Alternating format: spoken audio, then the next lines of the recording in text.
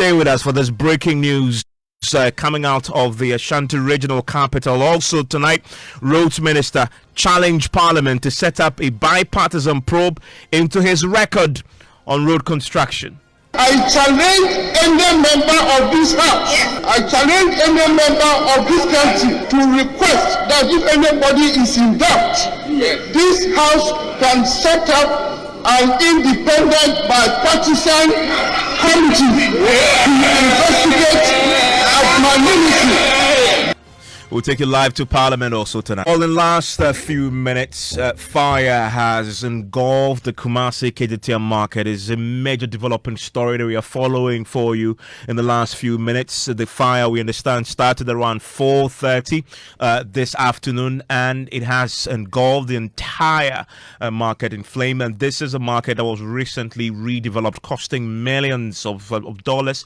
My colleagues in Kumasi are on the ground, and I want to take you crossover now to Joy News. We're giving you rolling coverage of this. You want to tune in as well, but let's get a bit more on what is happening on the ground right now in KJTM, where the market there is on fire. The KJTM market has been engulfed in fire. The fire service is trying to, fight this fire to ensure that the destruction is not spread widely. We are there to let you get up to speed update on this. Nana Bwachi Yadom is our man on the ground who is helping us with update on what is happening there. If you're watching us on TV, you can see scenes of when the fire began. If you're watching on radio, the sound you're hearing beneath mine is how people were reacting when the fire began at the initial stages. It was that deadly and quite fearsome. If you're watching, you could feel how the fire was. For those of you listening, I mean, you can see thick smoke emanating from some structures. Fire service personnel trying to quench the fire when it began. The fire was very heavy. As we speak, we understand that they are still fighting it. Would bring you visuals for you to see where we are now in terms of trying to battle this fire, but it's such a heavy one. If you are listening on radio, for what I can tell you is from the beginning, thick fire was in some of these structures. Very thick smoke was emanating from the part where the fire was.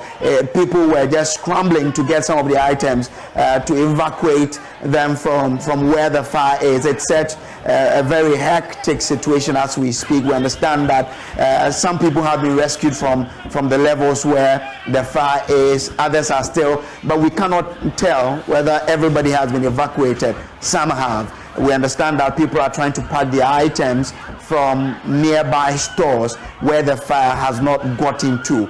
But the thing is that the fire service personnel are still trying to fight this fire. Nana Bwachi Yadom is back with that. Nana, so I was trying to find out from you, aside the fire service, the National Ambulance Service, do we have other security services there to offer a helping hand? So no, we do not have. We only have the Ghana Fire Service and the Ghana Police Service, also the ambulance service here. Just 3 of them are here at the moment.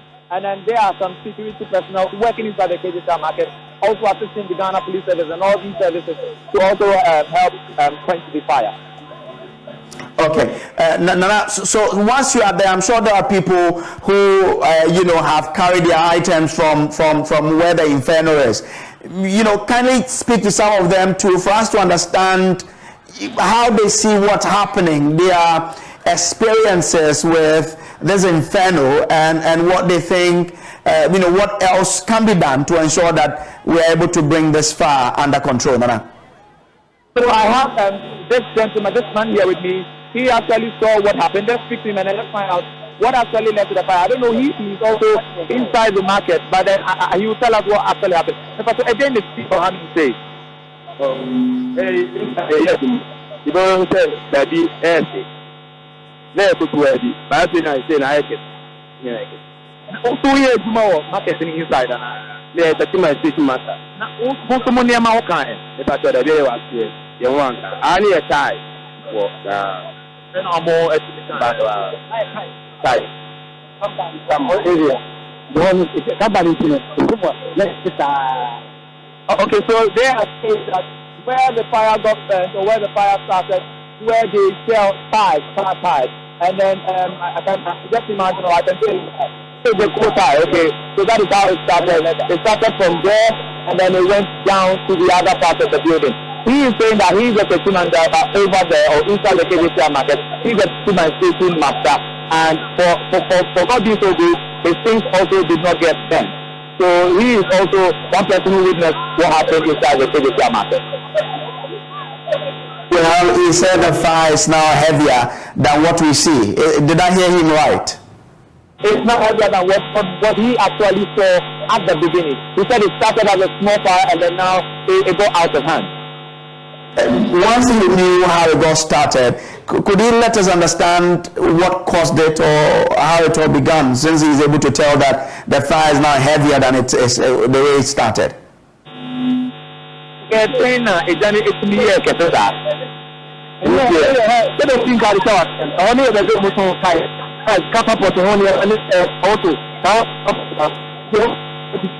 So Asana purifiers for me by the ground is so on by answer. This year market the boy may the bathroom. If some of us is born by there, not the answer. Maybe the answer is go for a trip to for ya boys now the boy. Or more here.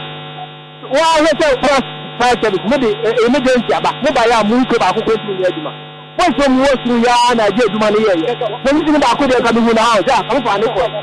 Ọmọ orí èmi èlú ọwọ́ fẹ́ràn ọ̀rọ̀ náà tàbí ọmọ ìṣe ìkọ̀kọ̀ àṣánà àbùrọ̀fún ẹbí train ẹba ẹyí ìkọ̀kọ̀ fìtò before I train níbà yẹn náà òbí di àìntúmọ̀ wàtí tí ntúmọ̀ náà wàtí fìtò ìfúnfúnra náà sàn yẹ baako ní bẹ́ẹ̀ tẹ̀ wàtí àṣẹ ẹnna èdè sẹ́ni yà bá àkókò fẹ́ẹ̀ tì fìtò ọ̀wá yẹ deɛ ó ṣe bá náà nà ẹ̀tì nù ẹnna bẹ́ẹ̀ ṣe gbogbo mi àwọn ọmọ sọ̀rọ̀ àṣánà àbùrọ̀fún ìdí kúrẹ́ bá wọn kó kọ́ sílẹ̀ kọ́ fún ọmọ ìsìn kọ̀ọ̀kọ́ kàkàrà àṣánà àgbèsí àná èdè ètò yà bá àánú máa yẹ dẹ̀ ìdí àbá fọ́ọ̀mù.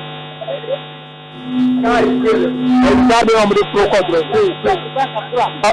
so they are also saying that when the fire started, the Ghana Fire Service arrived, but then none of their trucks were able to quench the fire. In fact, they said their truck had no water at all. So as I speak to you, there are not fire service trucks coming to this direction to where the fire is actually burning.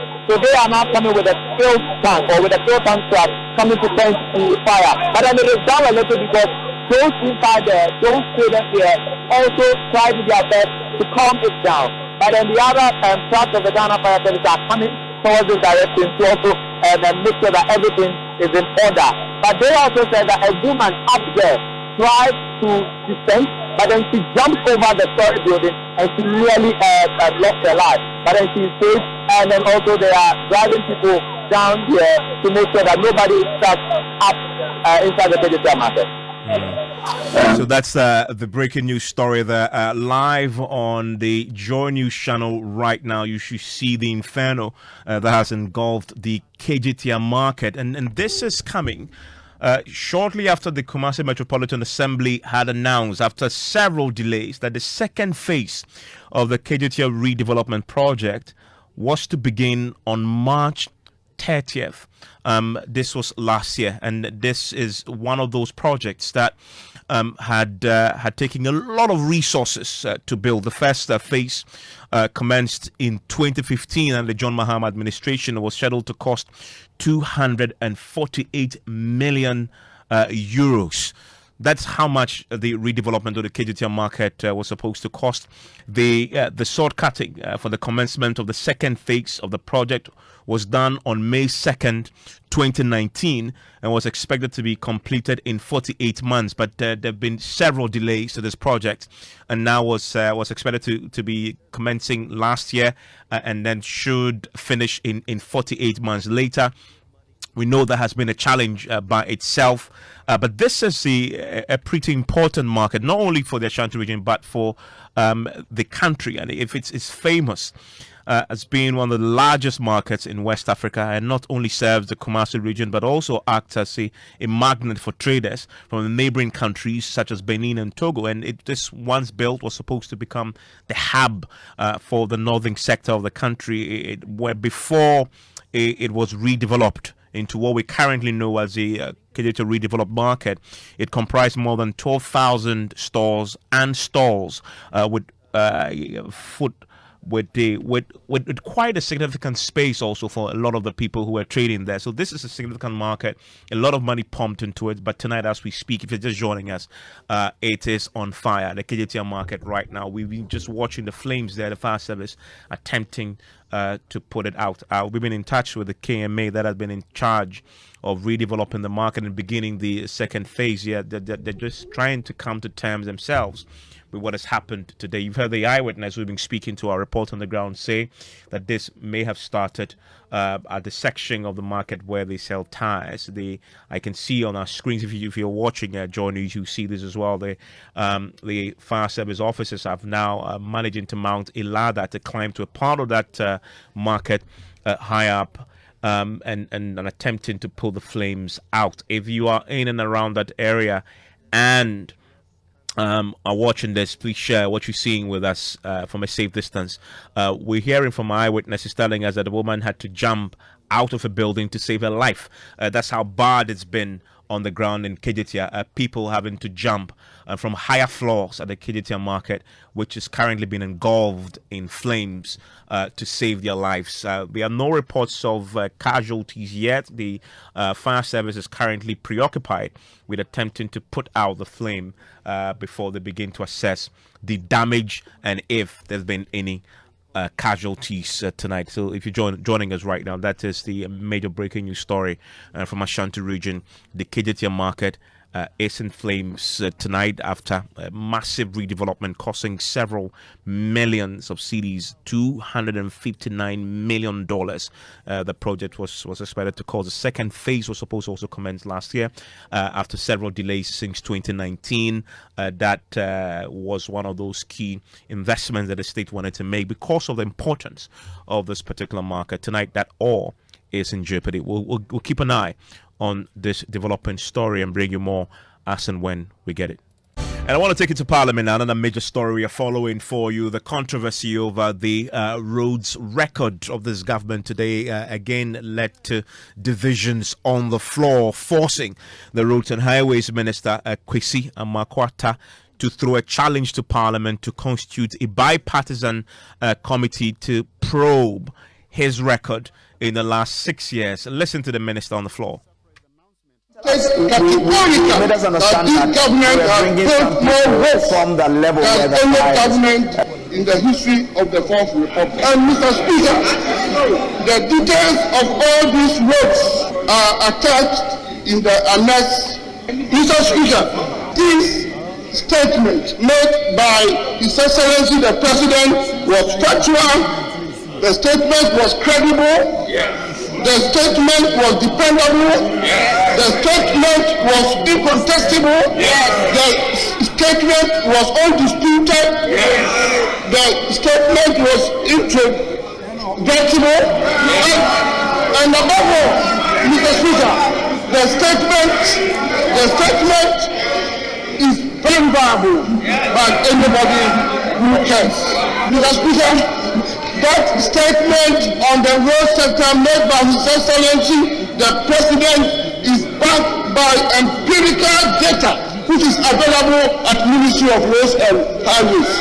And Mr. Speaker, I challenge any member of this House, I challenge any member of this country, and Mr. Speaker, I can go further to request that if anybody is in doubt, this House can set up an independent bipartisan committee to investigate at my ministry the facts of the data, and that the President under his leadership has done more work in the road sector. Well, the minority side backed this particular challenge. Listen to Kwame Abuja, who is a minority chief whip. That he believes many people in the country doubt the data is provided. So he's offering that you direct that the House set up a bipartisan commission to investigate or verify the claim he's made. Would I plead with you now to direct that we set up the committee, since he knows that we doubt this information, so that we set up the committee to investigate this. Let's go to Parliament. Let's speak to parliamentary correspondent Kweku Asante, who joins us right now. Kweku, so what was the Speaker's response to that? So the second Deputy Speaker, who was in the chair, was pretty much surprised that this demand was coming from no other person than the roads minister himself, and that the minority leader, the chief whip, was backing him up on that.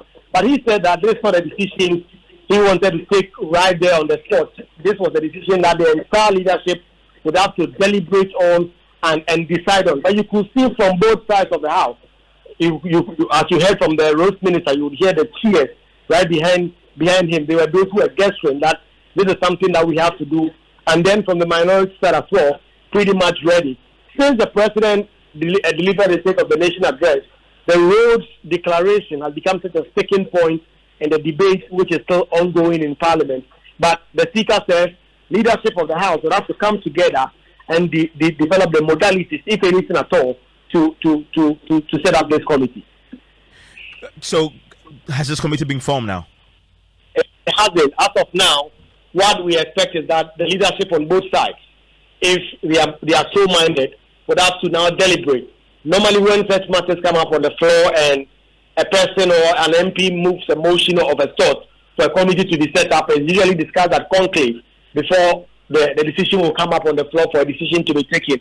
For now, that committee has not been set up. It is the expectation that, just as the second Deputy Speaker has said, leadership on both sides will confer, and if they are so minded to set up this committee, we'll develop the modalities and come back to the floor with names of whether or not they are going to hand this over to the Roads Committee, which is a standing committee of Parliament to deal with, or they're going to set up a special committee like the Minister has been suggesting. That is the kind of modalities that the committee and the leadership will have to discuss and come back to the chamber with. I mean, safe to say, since the State of the Nation address, this has been the most divisive subject on the floor of Parliament. Yesterday, I was listening in when Frida Prempeh, the Works and Housing Minister, took the same route, and that triggered massive chaos on the floor. Indeed, according to Frida Prempeh, the minority have sought to discredit those claims made by President Akufo-Addo. And indeed, President Akufo-Addo himself had attached to his State of the Nation address an annex that catalogued the kinds of roads that he has built. But the minority have been debating and saying that when this government patches up a road, when they fill up a pothole, they add everything and say that they've constructed roads.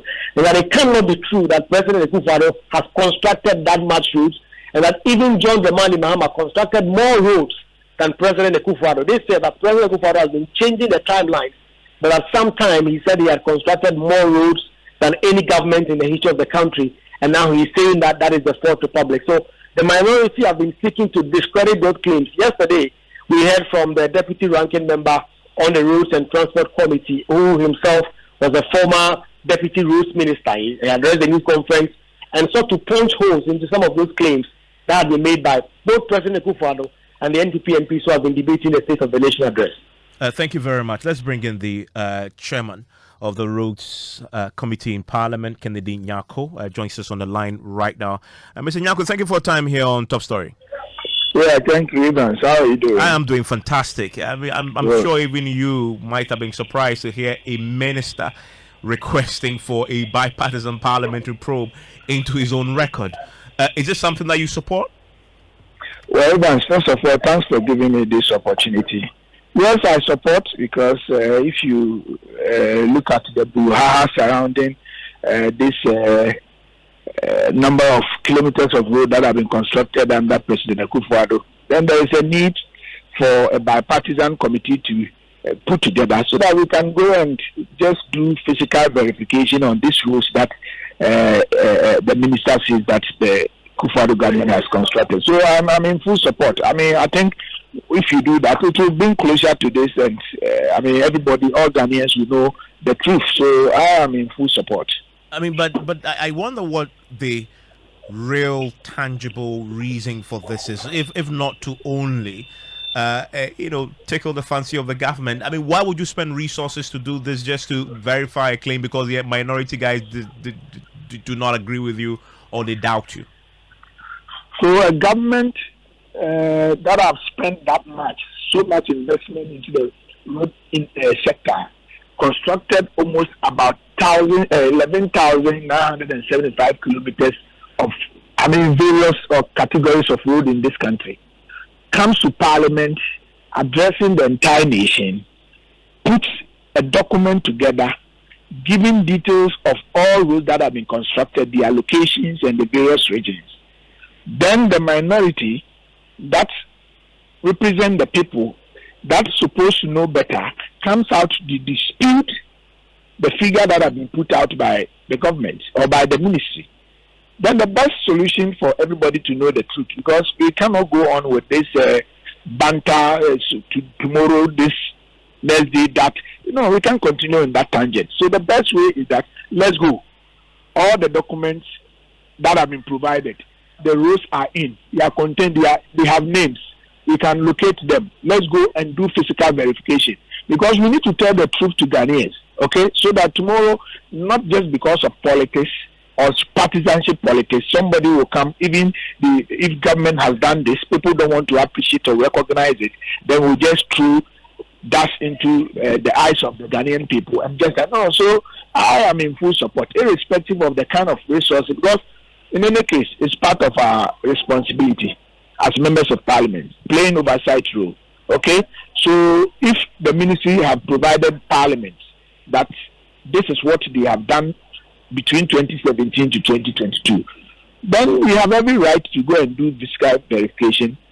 This time around, it will not be only the road committee that will do it, but we should put a team, a bipartisan team, and let's go, and after that we'll come and report in Parliament for everybody to know whether what the president came to say, or whether the document provided by the ministry, whether they are true or they are lies, full of lies. Then we will be able to know and tell Ghanaian people. So I don't see any difficulty in putting this team together to go and do the verification. And in terms of cost, in any case, if even they don't go, we even on the road committee have plans to do it.